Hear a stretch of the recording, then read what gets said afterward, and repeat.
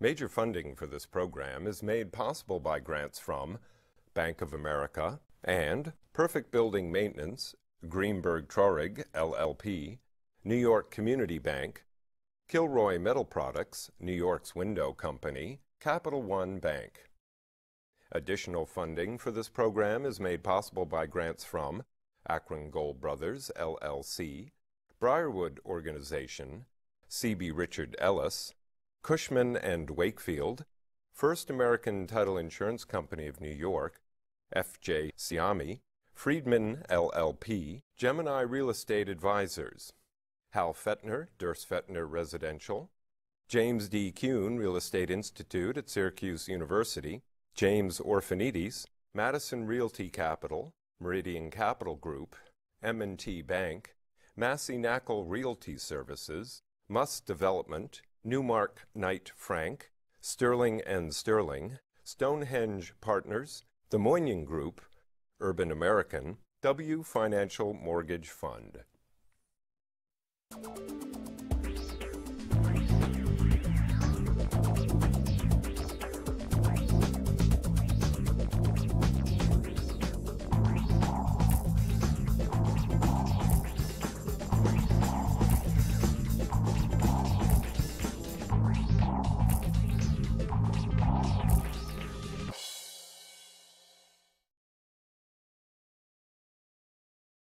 Hello, my name is Michael Stoller. You know, real estate is an interesting business. Development is very, very interesting. And today I've brought some seasoned developers who have seen, you know, through their families, through themselves, between 50, 75 years, 25 years in the real estate business. And they're going to provide their perspective on the state of the market, how it is as compared to the past. My guests today include Mario Presida, President and CEO of the Presida Companies, Vincent Rizzo, Principal and CEO of the Briarwood Organization, Joseph Matone Sr., Chairman of the Matone Group, LLC, and last but not least, Michael Dubb, President and Founder of the Beechwood Organization. So, Michael, you know, these three gentlemen feel that things are tough, and you say it's not a bad time to be in the real estate business. Well, you know, out of the ashes always comes opportunity, and certainly there is a lot of opportunity out there, and it's important to understand the challenges and how to tackle the challenges. But you have to understand that people have cash right now, and they're not getting any return in banks. They're getting antsy. They're starting to put it in the stock market, and I believe that people will return to real estate as long as we can navigate our way through the challenges such as end loans and financing. Today, you have developments, because I'm going to go around, you have developments in the Rockaways, Meadowbrook, which is in Long Island, and the Bronx. At least, you have more than that. Joe, you have your major developments on 92nd Street and First Avenue. Vinny, you have the Bronx, and you have the Bronx, and then you have Auburn on the Sea, your major developments. And Mario, you have Brooklyn and a variety of other properties. How would you look at today? You've been in this business 25 years. Your grandfather founded the business 75 years ago. How do you look at the world today? In looking at it, I think it's probably the most difficult time we've seen over my period of involvement in the industry. The biggest challenges continue to revolve around availability of money, both for our customers and for us on the front end. And I also think we've got a lot of the credit issues have brought to light really looking at who your prospective users are for different retail developments and what the financial viability of your tenants is. I mean, for example, we were talking about this before, you know, talking about this project, a couple of the developments that Hershko's company was involved with.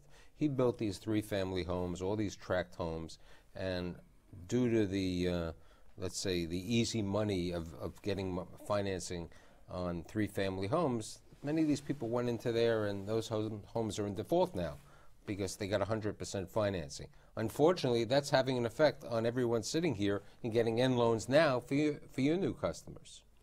Yeah, well, you know, And I guess I'm not sure when the whole phenomenon started, but clearly back in the mid 80s, when the affordable housing industry started in the city, one of the major pushes was both for lenders to lend to make access to construction funds available, as well as to make access to funds for purchasers available at a relatively high leverage position in the sort of the 90 to 95% range. Initially, the program was for single-family houses. It eventually grew to 2-family and then to 3- and 4-family homes. So we were essentially, buyers were being put in the position of not only being buyers and funding their own mortgage, but also being responsible for rents and incomes and collecting rent. Yeah, but from that their was tenants. the key. That was what you got involved with, Vinny, in the housing partnership. That was giving the person the opportunity to buy a home, have some income over there. Now you have, the Solara, and you have the other property, and you're having difficulties in getting end loans. You said to me you're only getting four a month, maybe. We're having a terrible time, and based upon the government's new restrictions on banks, the banks are having a damn hard time trying to come up with enough loans. They have to send out the appraisals to unknown firms through a separate company. They can't deal with it themselves anymore. And a lot of these appraisers are not familiar with the products, and appraisals come in wrong, and it takes what took 10 to 15 days before has now taken as much as 3 months. So what happens, you're supposed to close for first-time homeowners by December 1st. And, the timing that's taking for this, and it sounds like first-time homeowners aren't going to get this benefit even if they qualify. Because, well, unless Mario, that tax credit is extended, you're perfectly right. Well, they should extend the tax credit. I mean, it is definitely, it's helped the marketplace. It's helped us in Atlantic City. It's helped us up here. There's a large level of interest from that first-time buyer. So I think it would be good for the government to extend. But, the reality of the story is if they don't, you're up against the deadline, and people will either get it or they won't. do you believe that this home tax credit has really helped sales in the New York City market? I mean, maybe in Atlantic City, perhaps, but I'm not sure if it's, when somebody bought a unit in your place or your place, do they really think of that because of the income levels? Well, our particular situations, most of these homes were sold, contracted for prior to the institution of the tax credit. But now that these people have that tax credit offered to them, they certainly expect it. It also helps, I'm certain it helps in the underwriting process as well. Yeah, but yes and no, because the tax credit is really, only for this year. It's not going to have a long-term effect. So, if when you're checking an underwriting of somebody on an income level, you're looking at a flow of continuous. Mm-hmm. This is a one-time. You only can take the tax credit this year. So it may not have. They may not have. There's a the same psychological impact to the tax credit. The buyer is under the impression they have to get incentives, and at the end of the day, they don't really care where the incentive comes from. But you know what? You bring up a very important point, and I'll bring that up. It's the same situation like the 421As. I mean, that, I think, is the great example of when the unsophisticated consumer who watches my show or under here, they hear 421As, but they don't understand that eventually, when the 421A is wiped off, they have to pay the piper. And that's happened. I mean, look what happens. It's 12 years becomes a short time, and people look at it, and that's how they're selling in Williamsburg at 25, under the 25-year. That's how you are selling in downtown Brooklyn. You have a 25, a 25-year. No, 15. You have a 15-year, but there are 25-year 421As, and this has been a big incentive. I mean, what's your thoughts about the 421A? For my viewers, that's a tax abatement for the when you buy an apartment. Well, if you're not an optimist, you shouldn't be in the real estate business. Exactly. And if you're not an optimist, you shouldn't buy real estate. Taking a global perspective, President Clinton, during his period of time, thought that the United States was underhoused in the sense of ownership. And he pushed, and I think rightly so at that time, to bring up more minority involvements into home ownership, with the thought that that would have very beneficial effects on both their cultural and various lifestyles. What apparently has occurred is that during that period of time, when they began to kind of flush the money into the deals, and they lowered the standards and the checking out, many people who were not qualified did receive the money, as you rightly observed, and now are finding it difficult to manage their own account, collect the rent if the case is that it's more than a one family. But that's the catch-22 situation that really prevails today for, I think, the developers here sitting around the counter. There's been an overreaction to that by the institutions in terms of not wanting to repeat these errors, as they now call them. But then that was government policy. And you got to understand this in terms of the global market. You know, it's like history repeating itself. You know, in the 90s, when the world went bad in the banking, you couldn't get financing, the world was tough. Then the banks said, you know, we'll lend up to 50%, we'll lend up to 70%. Yeah, but Michael, we had one thing going then we don't have today. We had the Resolution Trust Company, which then compelled the banks to lend money to Mario, to lend money to Mr. Dorton, to lend money to Vinny, and get their balance sheets in order. Today, they were given this money to make themselves strong, but there was nothing extracted in exchange for you that. know, here's the comment. Each one of you are developers. And as a developer, you want to do new business. You're like a deal junkie. A developer is... No. Not this... Oh, no. What are you? I can't curse on this show. Okay? But what are you saying? I mean, you like doing new deals. Everybody... But the ground rules have changed, right? The ground rules have changed. Huge, right? You try to go to a bank today. I mean, all of you are established. You have a good track record. You haven't given back properties. You know, you're there. As Vincent said to me, he's never signed personally. Now, tell me who's going to talk to you about that? You were saying before about one of your banks, a good friend of mine. They're not the same bank, right? No, they're not the same bank, but they'll do business. Oh, so what do you mean they'll do business, but they're not the same bank? Well, as usual, and it's a repeat of the 80s, the guys who really were careful, did the right things, get to pay for the sins of others. Right. So what happens is tougher lending standards, more equity in the deal, personal guarantees, higher interest rates, and just general aggravation getting it done. It can get done, but I think the face of lending is going to change. As I said earlier, there's a lot of money out there. And I think, you know, all of these so-called vulture funds that are looking at the same buildings are going to realize that they're going to have to spread out and put their money in new deals. But in the 80s and the 90s, there was actually lending going on in the affordable housing industry. Correct. Today, there is no lending going on, not of any significant amount in the affordable housing earlier this industry. year, a couple of large tax-exempt, tax affordable took place.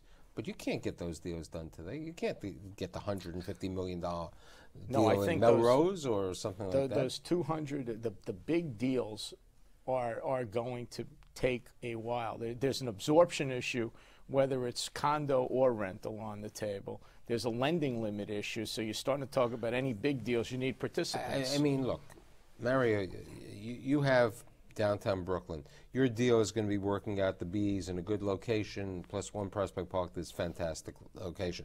But there are deals, so many deals being built in downtown Brooklyn that they can't absorb this. I mean, the rental market, who needs 2,750 apartments? You go to the west side of Manhattan, I mean, I can't believe what you see from 28th Street to 42nd Street. There are like 4,500 apartments being built over there. You know, and there's nothing.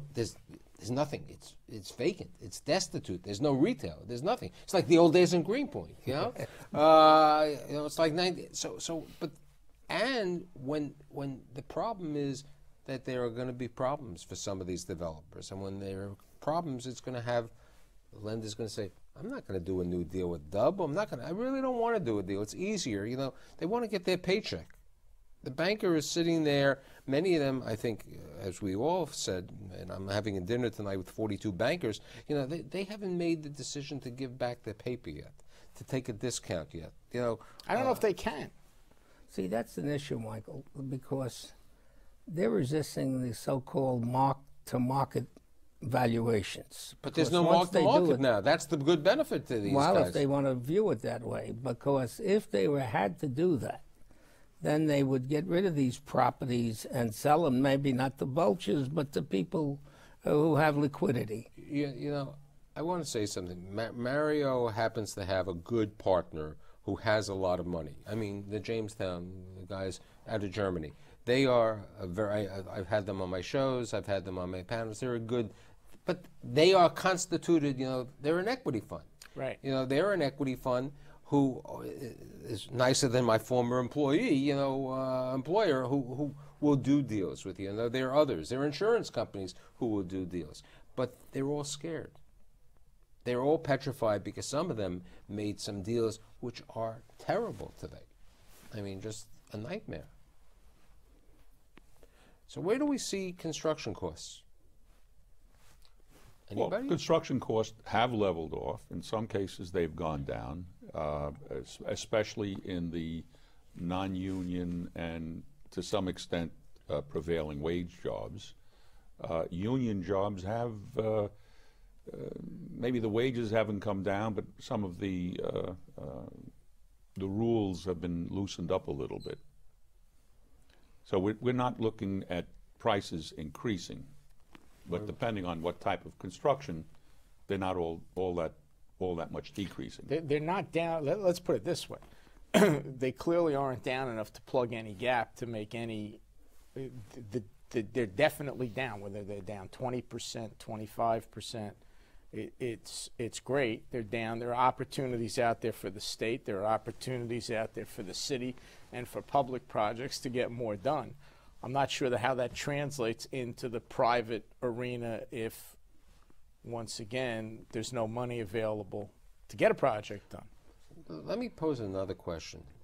All of you are selling properties right now, selling condos. Every one of you, I mean, condos, home ownership or something like that. How are buyers reacting? Are they coming in and saying, when they walk in, I want a 20% discount? I mean, what's the attitude? What do you have to do to get a buyer to sign the contract, to get to the bottom line? What's needed? I mean, you have one in Manhattan, so you're the perfect example. Well, I'll tell you, and I'll tell you very candidly, you'll always have a certain segment of bottom fishers. I'm sure everyone around the table here has experienced that. Whether or not that means that they constitute themselves serious buyers or they're just looking for a bargain is another thing. But what we have found in our case, that what we're doing is sitting down and telling them what the benefits of buying in our units are.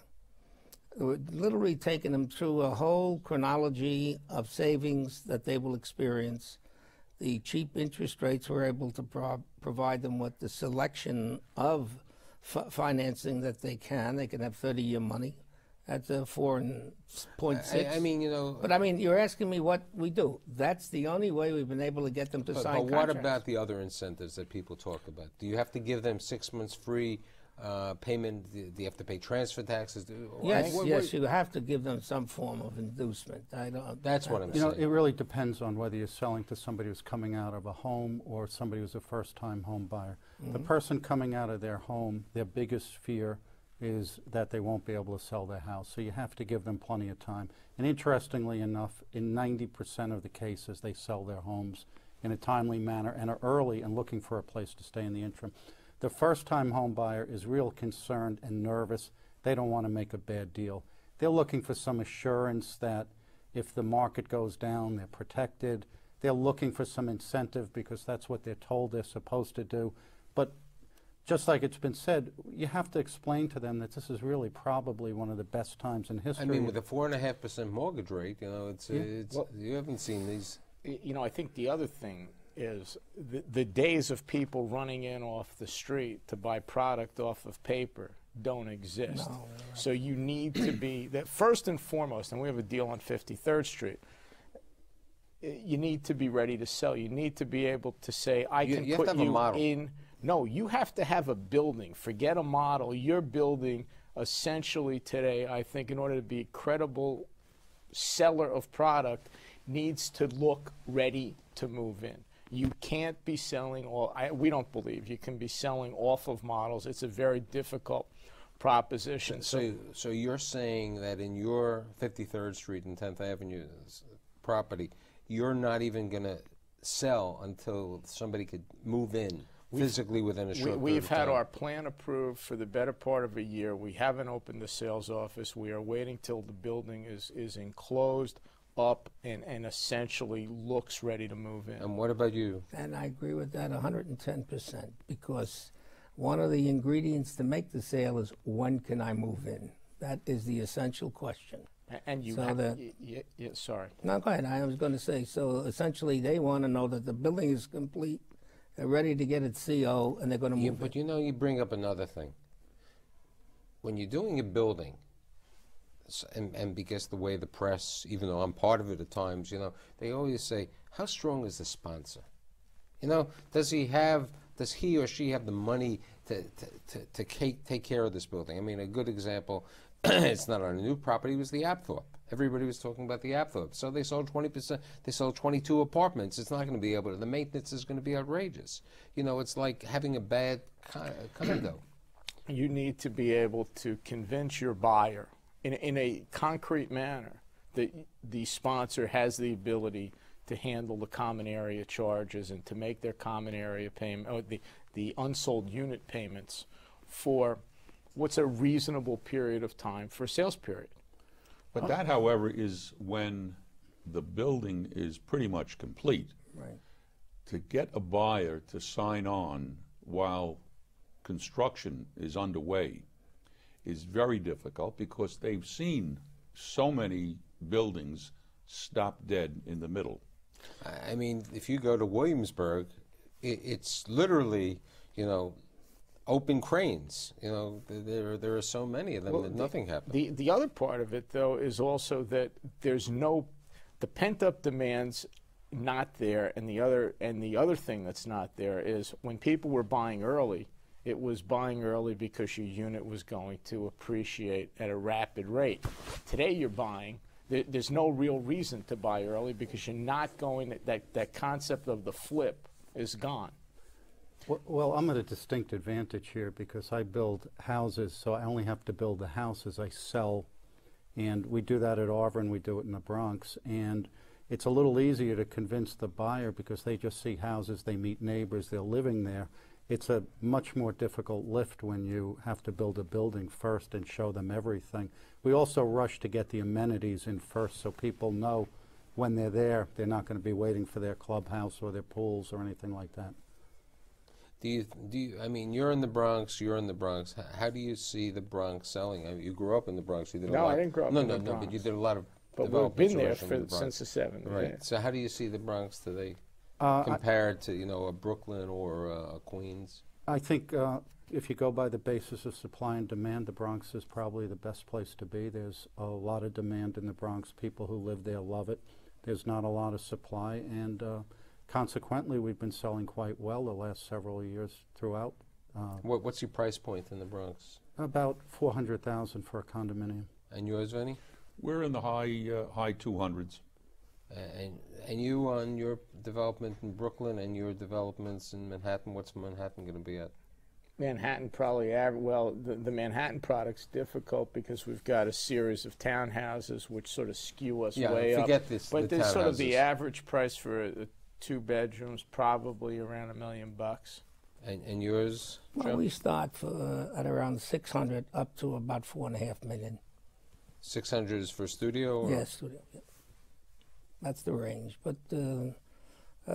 we're extra sized. When we decided our niche was going to be family, so our room sizes are very large. Which Do you have something interesting? You have a school in the building. Yeah. Do you think that is an advantage or a disadvantage? Well, I think in today's current market, I think it's definitely an advantage, because I think a lot of people who face these humongous costs for education can get a top-notch school right next door. That would be an incentive. I think it's a great incentive. Yeah, and there's separate entrances, by the way. No, I understand, but I think that opportunity of having a good public school or a charter school, really does. Right next door is an advantage. Does something over there. Yeah, and it's what you call a scholastic school. How many stories is your building? My building is 34 stories. And now in Brooklyn, One Prospect Park? 15 stories. That's completed? Completed. But that's a Richard Meyer building, right? That's a Richard Meyer building. Right on the park. Gotta love it. Hey, views are spectacular. Views Building's are great. Spectacular. No question. And yours in the Bronx is? 11 stories. 11 stories. And where is that located? On Grant Avenue between 167th Street and 169th. And that was the lottery program? Yes. Now, the two of you are still building affordable, both of you, correct? Oh, I wish I could continue, but I've just been advised that it's hard to believe we've spent 27 or 28 minutes. So we're going to have to really probably bring you all back in a couple of weeks maybe, or in January or something like that to talk about what's going on in development, because I think we've got a very interesting show today. First of all, I want to wish everybody the best of luck on all the sales of your units and get the tenants and people buy at these great rates. I'd like to thank Mario Presida, Vinny Rizzo, Joe Matone Sr., and Michael Dubb. Next week, we have the insurance companies and some executives talking about the state of the market. See you next week.